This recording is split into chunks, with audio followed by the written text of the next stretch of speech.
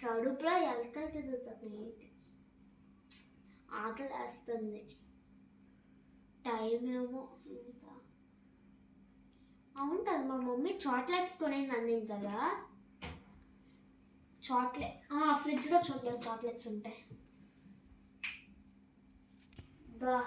ఇక్కడే అన్నది చూద్దాం. డీప్ ఫ్రిడ్జ్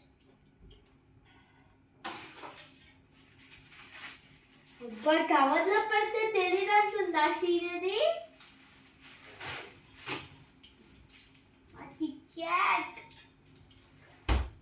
మంచి చాక్లెట్ ఓపెన్ చేస్తున్నా.